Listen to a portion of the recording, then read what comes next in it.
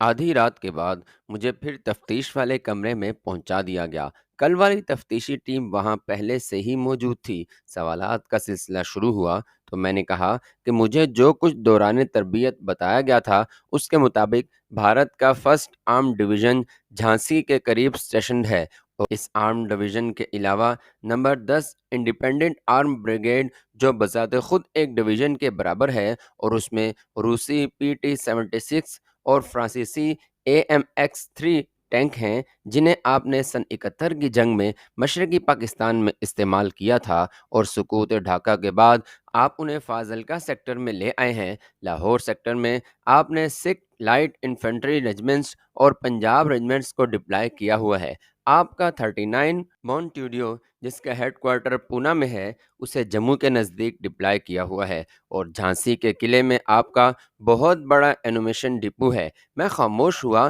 तो उन्होंने सवाल किया कि एयरफोर्स और नेवी के मुतालिक तुम्हारी क्या मालूमात हैं। मैंने कहा आपके एयरक्राफ्ट कैरियर विक्रांत पर हैरियर और कैमरा जहाज़ हैं। 65 की जंग के दौरान पाकिस्तानी आबदोज गाजी ने आपके एक फ्रेगेट ब्यास को डबो दिया था और आपने अपने एक दूसरे फ्रेगेट पर ब्यास का नाम लिखकर नेशनल और इंटरनेशनल प्रेस को इस नए ब्यास फ्रेगेट पर असराना दिया और यूं पाकिस्तान के दावे को झूठा साबित करने की कोशिश की। मैंने कहा कि यकीनन मेरी बातें तल्ख होंगी, लेकिन आपने कहा है कि जो कुछ भी मुझे मालूम है वो आप लोगों को बता दूं, इसलिए मैंने ये बातें आपके सामने बयान की हैं। मैंने तकरीबन 3 घंटे उनके सवालात के जवाबात दिए। वो बार बार मुझसे पाकिस्तान की दिफाई फ़ौज के मुतालिक सवाल करते थे और हर बार मेरा एक ही जवाब होता था कि आप अच्छी तरह जानते हैं कि आप जो भी एजेंट पाकिस्तान भेजते हैं उनको अपनी दिफाई फ़ौज और दीगर दिफाई बातों के बारे में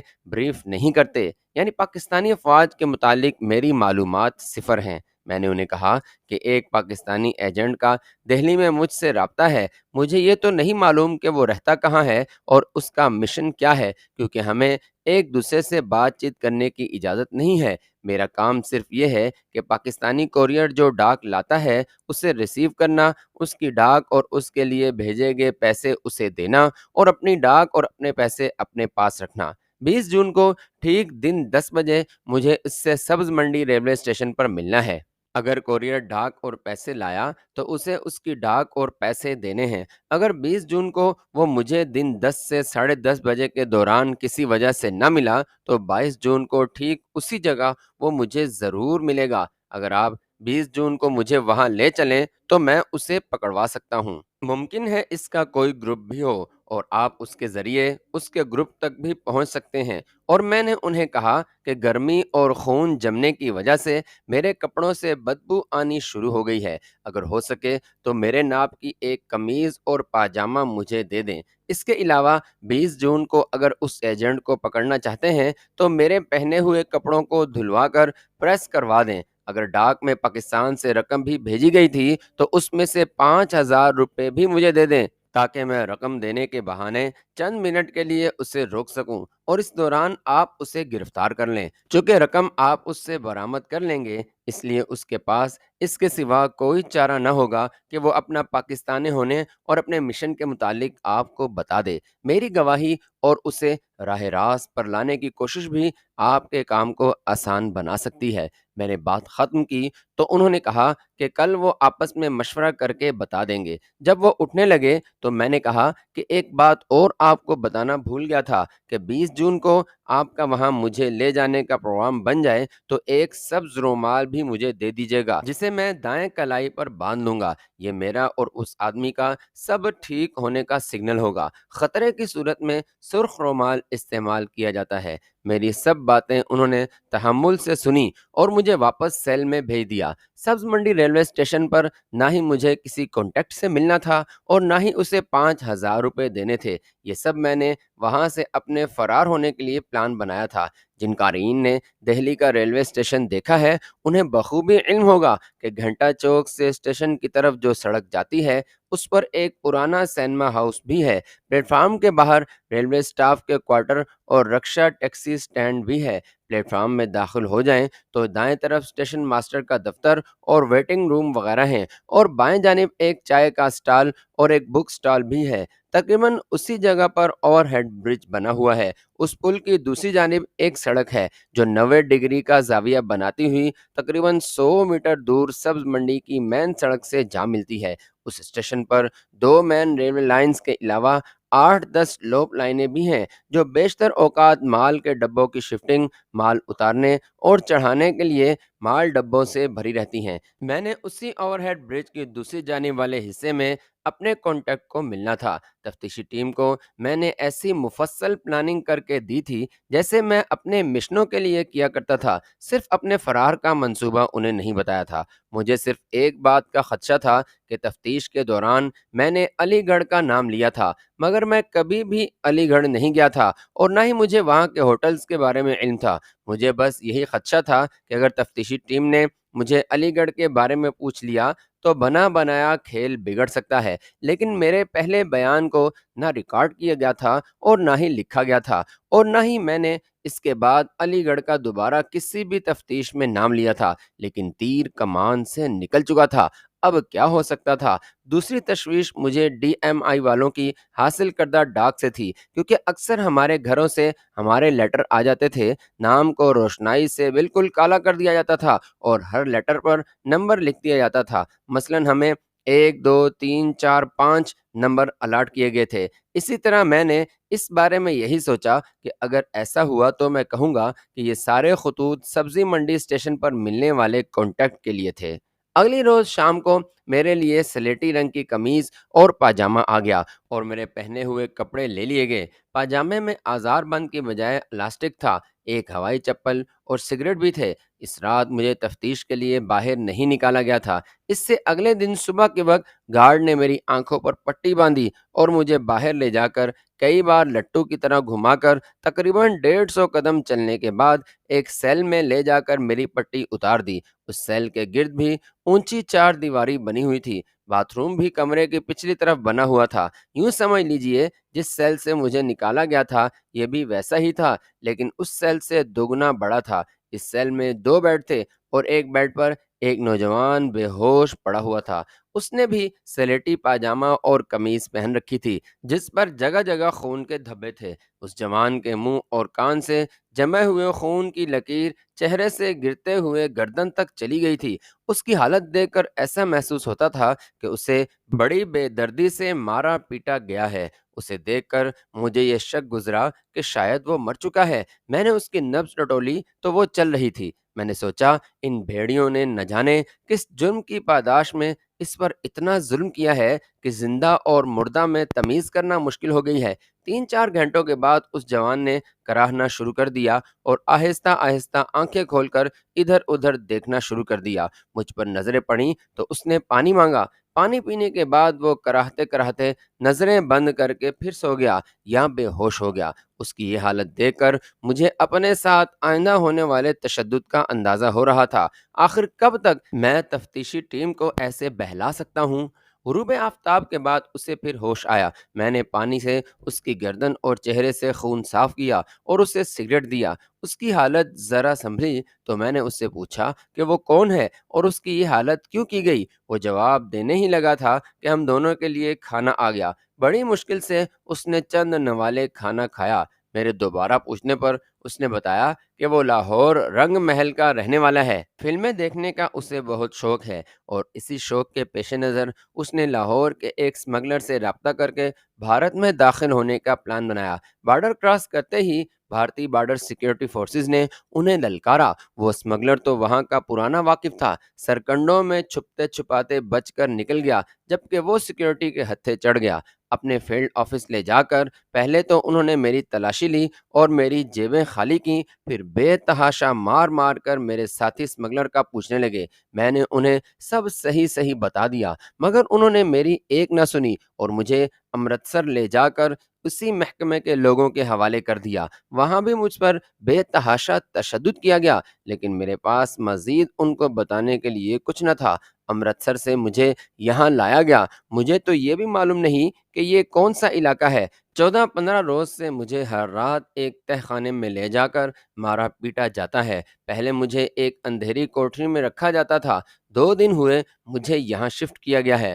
آپ بھی میری طرح مصیبت میں گرفتار لگتے ہیں۔ اگر آپ مسلمان اور پاکستانی ہیں تو خدا کے لیے میری مدد کیجیے اور کسی طرح ان ظالموں کے شکنجے سے مجھے نکلوائیں۔ میں نے نوجوان کو دلاسا دیا اور کہا کہ اگر تم بے گناہ ہو تو تمہیں بالآخر چھوڑ دیں گے اور غیر قانونی بارڈر کراس کرنے کی صورت میں زیادہ سے زیادہ 3 سال کی سزا ہو جائے گی۔ میں نے کہا کہ یہاں میں بھی تمہاری طرح بے بس ہوں، اس لیے میں عملی طور پر تمہارے لیے کچھ نہیں کر سکتا۔ حوصلہ رکھو، یقیناً اللہ پاک کوئی نہ کوئی راستہ نکال دیں گے۔ اس لڑکے نے کہا کہ آپ کو یہاں کس جرم کے تحت لایا گیا ہے؟ میں نے کہا بہت لمبی کہانی ہے، پھر کبھی سناؤں گا۔ اس رات جب باہر کا دروازہ کھلنے کی آواز آئی تو میں خود کو تیار کرنے لگا، مگر گارڈ نے اس لڑکے کو دبوچا اور گھسیٹتے ہوئے باہر لے گئے۔ وہ لڑکا روتا چیختا رہا مگر کچھ نہ ہو سکا۔ تھوڑی دیر بعد مجھے لڑکے کی چیخنے اور رحم کی آوازیں آنے لگیں۔ مجھے ایسا محسوس ہوا کہ ٹارچر سیل یہاں سے قریب ہی ہے۔ مجھے پھر کسی کی کرخت آواز آئی، ڈنڈا، تیل اور مرچیں لاؤ۔ تھوڑی دیر بعد مجھے اس لڑکے کی انتہائی تیز چیخ سنائی دی۔ درد کی شدت سے بڑی زور کی چیخیں مار رہا تھا۔ میں سوچ رہا تھا کہ وہ جوان اور میں ایک بے جان کیڑے سے زیادہ ان کے سامنے حیثیت نہیں رکھتے۔ اس کے ساتھ جو سلوک کیا جا رہا تھا میرے ساتھ تو اس سے بھی بدتر سلوک کیا جائے گا۔ اس شرمناک اذیت سے بچنے کے لیے سائنائڈ کی داڑھ واقعی ایک نعمت سے کم نہ تھی۔ اس جوان کی چیخیں سن کر مجھے خاک نیند آنی تھی۔ اس کی چیخیں اچانک بند ہو گئیں، یا تو وہ بے ہوش ہو گیا تھا یا پھر مر گیا تھا۔ رات یوں ہی بیتی۔ صبح فجر کے وقت 4 گارڈ اسے ٹانگوں اور بازوؤں سے اٹھائے ہوئے کمرے میں داخل ہوئے اور اسے اس کے بیڈ پر پھینک کر چلے گئے۔ ان کے جانے کے بعد میں نے اس کی نبض دیکھی تو نبض بالکل نارمل تھی، یقیناً وہ بے ہوش تھا۔ اس کی طرف سے مطمئن ہو کر میں اپنے بیڈ پر لیٹ گیا اور میری آنکھ لگ گئی۔ صبح 8 بجے کے قریب ہم دونوں کے لیے ناشتہ آ گیا۔ وہ تو بے ہوش تھا، میں نے ناشتہ زہر مار کر کیا۔ میں نے سوچا کہ اب عنقریب میری بھی ایسی ہی چیخیں نکلنے والی ہیں۔ دوپہر کے قریب اسے ہوش آیا۔ پہلے کی طرح اس کی ناک سے نکلنے والا خون اس کے چہرے اور گردن پر جمع ہوا تھا۔ میں نے اس کے چہرے سے خون صاف کیا، اسے پانی پلایا۔ جوان مجھے تشکر بھری نظروں سے دیکھ رہا تھا۔ میں نے اسے تھوڑا تھوڑا کھانا کھلایا اور ایسپرو کی 2 گولیاں کھلائیں۔ اس نے میرا شکریہ ادا کیا اور بولا، میرے ساتھ تو جو کچھ ہو رہا ہے میں سمجھتا ہوں کہ 2-4 روز کے بعد میں زندہ نہیں رہ پاؤں گا۔ میرے پاس تو ان ظالموں کو بتانے کے لیے کچھ ہے ہی نہیں۔ میں تو بھارتی فلمیں دیکھنے کے شوق میں مارا گیا۔ آپ میری حالت دیکھیں اور اپنے آپ کو بچانے کے لیے اگر کوئی بات اب تک نہیں بتائی تو وہ بھی ان ظالموں کو بتا کر اپنی جان چھڑا لیں۔ اس کی اسی بات سے میں سوچ میں پڑ گیا کہ کل تک یہی شخص گڑ گڑا کر یہاں سے نکلنے اور تشدد سے بچنے کے لیے میری مدد طلب کر رہا تھا اور یہ آج مجھے نصیحت کر رہا ہے۔ میں نے اس کی بات کا جواب نہ دیا اور اس کے سراپے کا جائزہ لیا۔ مجھے گرفتار ہوئے 5 دن ہوئے تھے، جبکہ اس جوان کے مطابق اسے گرفتار ہوئے 17 یا 18 دن ہو چکے تھے، لیکن اس کی داڑھی میری داڑھی کے نصف کے برابر بھی نہیں تھی۔ میں نے اس کے ہاتھوں پاؤں کے ناخنوں کی طرف دیکھا تو وہ بھی بڑے ہوئے نہیں تھے۔ اس کے متعلق میرے دل میں کچھ شک سا پڑ گیا۔ میں نے اس سے پوچھا کہ وہ کتنا پڑھا ہوا ہے تو اس نے جواب دیا کہ میٹرک پاس ہے۔ میرے پوچھنے پر اس نے بتایا کہ گورنمنٹ اسکول سے میٹرک کیا ہے۔ میں نے اس سے کہا کہ رنگ محل میں میری بھی عزیز داری ہے۔ میرے عزیزوں کے گھر تو رنگ محل حویلی کے پیچھے گلبرگ میں ہیں۔ اس کا گھر رنگ محل حویلی کی کس جانب ہے؟ تو اس نے گھبرا کر کہا کہ ہمارا گھر رنگ محل حویلی کے بائیں جانب ہے۔ میں نے سر ہلا کر سمجھتے ہوئے کہا کہ تمہارا مطلب سمن آباد میں ہے؟ تو وہ بولا، جی ہاں، سمن آباد میں ہے۔ میں نے کہا کہ حویلی کے باہر جھومتے ہوئے ہاتھی دیکھے ہیں؟ کہنے لگا، جی ہاں، کئی بار، بلکہ میں نے تو انہیں 1-2 بار گنے بھی کھلائے ہیں۔ رنگ محل لاہور میں تنگ بازاروں کا مرکز ہے، وہاں کوئی رنگ محل حویلی نہیں اور نہ ہی وہاں ہاتھی ہیں۔ گلبرگ اور سمن آباد لاہور کی نئی بستیاں ہیں جو رنگ محل سے 10 سے 15 کلومیٹر دور ہیں۔ اس نوجوان نے رنگ محل حویلی کے جھومتے ہاتھی اور سمناباد کا کہہ کر میرا شک یقین میں بدل دیا۔ یہ جوان نہ تو پاکستانی تھا اور نہ بارڈر سے پکڑا گیا تھا، بلکہ یہ ڈی ایم آئی کا بھیجا ہوا سٹول پیجن اور ڈی ایم آئی کا ہی کارندہ تھا۔ اس مصیبت کی گھڑی میں بھی میں نے ڈی ایم آئی کے شروع کیے ہوئے اس کھیل کو آگے بڑھانے کا فیصلہ کیا۔ سٹول پیجن کا اردو میں متبادل صحیح لفظ مجھے معلوم نہیں۔ یہ دشمن کا راز اگلوانے کے لیے ایک ہتھ کنڈا ہوتا ہے کہ اپنے ہی ایک آدمی کو سیل میں اصل ملزم کے ساتھ بند کر دیا جاتا ہے، اس کے جسم اور کپڑوں پر تشدد کی علامات بنائی جاتی ہیں اور سیل کے قریب ہی اسے لے جا کر مصنوعی تشدد کیا جاتا ہے۔ وہ آدمی ایسی دردناک چیخیں مارتا ہے کہ سننے والوں کے دل دہل جائیں۔ اس کے دو مقاصد ہوتے ہیں، اول یہ کہ اصل ملزم سٹول پیجن پر ہونے والے تشدد اور اس کی حالت کو دیکھ کر گھبرا جائے، اس کے اعصاب ٹوٹ جائیں، اس کی قوت ارادی اور مدافعت کی طاقت ختم ہو جائے اور وہ اپنے متعلق سب کچھ بتا دے۔ دوم یہ کہ سٹول پیجن کو اپنی ہی طرح مصیبت میں گرفتار سمجھ کر اسے اپنا رازدار بنا لے اور اپنی اصلیت بتا دے۔ بعض اوقات اصل ملزم کا اعتماد حاصل کر کے یہ شخص اپنی رہائی کا مژدہ سناتا ہے اور اصل ملزم کو کہتا ہے کہ اپنے کانٹیکٹس تک اگر کوئی پیغام پہنچانا ہو تو وہ یہ خدمت سر انجام دینے کو تیار ہے۔ تربیت کے دوران ہمیں سٹول پیجن کے متعلق نہ صرف بریف کیا گیا تھا بلکہ راولپنڈی میں ایک مصنوعی مقابلہ بھی کروایا گیا تھا۔ اے ڈویژن پولیس اسٹیشن کے حوالات میں مجھے اور میرے ایک ساتھی کو ایک رات کے لیے بند کر دیا گیا تھا، جہاں پہلے سے ہی ایک سٹول پیجن موجود تھا جس نے رات بھر ہمیں کریدنے کی کوشش کی لیکن ناکام رہا۔ بریفنگ کے بعد چونکہ یہ تازہ واقعہ تھا اس لیے ہم دونوں نے سٹول پیجن کو پہچان لیا۔ اب اس اچانک مصیبت اور بے چارگی کی حالت میں سٹول پیجن کی بھرپور اداکاری کی وجہ سے میں اسے فوری تو نہ پہچان سکا، لیکن اس کی داڑھی، ناخنوں اور لاہور میں رنگ محل کے متعلق اس کی معلومات نے اس کا بھانڈا پھوڑ دیا۔ اسے بھی غالباً رنگ محل کے متعلق اپنی دی ہوئی معلومات پر خود ہی شک ہو گیا تھا۔ اس نے اسی میں عافیت سمجھی کہ اب سونے کا بہانہ کر کے میرے سوالات سے بچ جائے۔ رات کو پہلے پہر مجھے سیل سے لے جایا گیا۔ تفتیشی ٹیم بھی شاید بار بار دہرائے گئے سوالات اور ان کے ایک جیسے جوابات سن سن کر اکتا چکی تھی، اس لیے اس بار انہوں نے اپنے سوال و جواب کا سلسلہ مختصر رکھا۔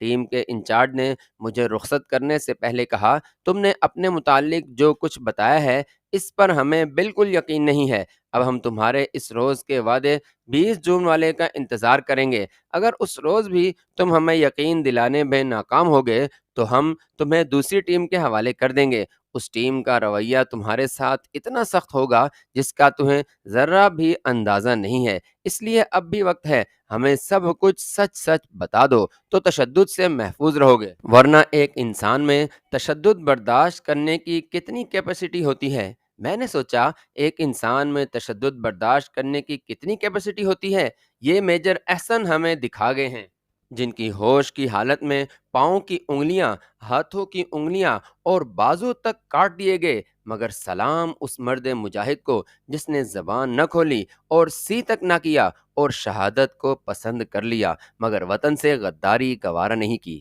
میجر احسن کا ذکر اس سلسلے کی قسط نمبر 14 میں موجود ہے۔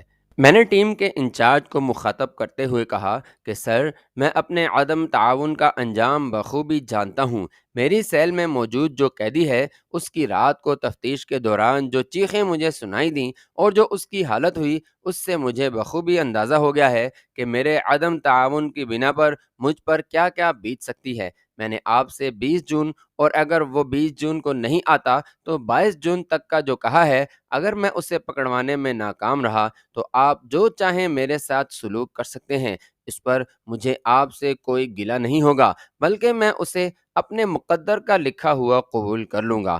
ٹیم انچارج نے یکدم اپنے مزاج میں لچک پیدا کرتے ہوئے کہا کہ پاکستان سے آنے والی ڈاک میں بھارتی کرنسی بھی بھیجی گئی تھی۔ تمہارے کہنے کے مطابق 20 جون کو صبح 8 بجے تمہیں تمہارے کپڑے، گھڑی اور سبز رومال مل جائے گا اور روانگی کے وقت تمہیں 50,000 روپیہ بھی ایجنٹ کو دینے کے لیے مل جائے گا۔ تم بظاہر ہماری حراست میں نہیں ہوگے لیکن ہمارے درجنوں جوانوں نے تمہیں چاروں طرف سے گھیرا ہوگا، وہ سب سویلین لباس میں ہوں گے۔ یاد رہے کہ وہاں سے بھاگنے کی کوشش بھی مت کرنا، اگر ایسا کیا تو ہم تمہارا وہ حشر کریں گے کہ تم موت مانگو گے مگر تمہیں موت نہیں آئے گی۔ ہم تمہیں سبز منڈی لے جا کر کوئی رسک نہیں لے رہے، وہاں بھی تم ایسے ہی حراست میں ہوگے جیسے یہاں اس کمرے میں ہو۔ اگر آزمانا چاہتے ہو تو اس کمرے سے باہر نکل کر دکھاؤ، ہم میں سے کوئی بھی اپنی جگہ سے نہیں ہلے گا۔ باہر کھڑے گارڈ جو تمہارا حشر کریں گے اس کے ذمہ دار تم خود ہوگے۔ میں نے انہیں کہا کہ بے فکر رہیں، ایسی کوئی بھی حرکت نہیں ہوگی۔ اس کے بعد انہوں نے مجھے واپس سیل میں بھیج دیا۔ مجھے سیل میں واپس لایا گیا تو اسٹول پیجن وہاں نہیں تھا۔ صبح کے وقت اسے واپس لایا گیا، وہ بے ہوش تھا۔ اسے اس کے بیڈ پر لٹا کر وہ چلے گئے۔ چونکہ مجھے اس کی اصلیت کا علم ہو چکا تھا اس لیے میں نے اس کا کوئی نوٹس نہیں لیا تھا۔ میں نے سوچا میرے ساتھ تو جو ہونا ہے وہ تو ہو کر رہے گا، کیوں نہ اس دوران اس ڈرامے سے ہی تھوڑا لطف اٹھایا جائے۔ دراصل میں نے جو فرار کا منصوبہ بنایا تھا، میری ساری توجہ اس پر مرکوز تھی۔ فرار میں پکڑے جانے پر ہونے والے تشدد پر میں نے سوچنا ہی چھوڑ دیا تھا۔ میں نے ایک ارادہ پختہ کر لیا تھا، چاہے جان چلی جائے لیکن زبان کسی صورت میں بھی نہیں کھولوں گا، کیونکہ جب ٹریننگ کے بعد بھارت بھیجنے کے لیے سارے گروپ سے پوچھا گیا تو ہم 5 ساتھیوں نے بہت زیادہ ضد کر کے اپنے نام لکھوائے تھے۔ بھارتی بارڈر کراس کرتے ہی ہم سب نے اپنی کمزوریاں پیچھے چھوڑ دی تھیں اور اپنے مشن، مقصد اور موت کو گلے لگا لیا تھا۔ اب میں نے سوچا کہ زندگی کا تو پتہ نہیں کتنے دن کی ہے، لہٰذا میں نے 20 جون تک خوب انجوائے کرنے کا فیصلہ کیا، اور اس میں میرے ساتھ میرا ڈمی قیدی جسے میں کبوتر لکھوں گا میسر تھا، جو بے ہوش پڑا ہوا تھا۔ معزز سامعین، میجر احسن کا ذکر اس سلسلے کی قسط نمبر 14 میں موجود ہے، ضرور سنیں۔ اور آپ کو پاکستانی جاسوس کی ذہانت اور کارکردگی کیسی لگ رہی ہے؟ کمنٹس میں اپنی رائے ضرور دیں۔ جزاک اللہ۔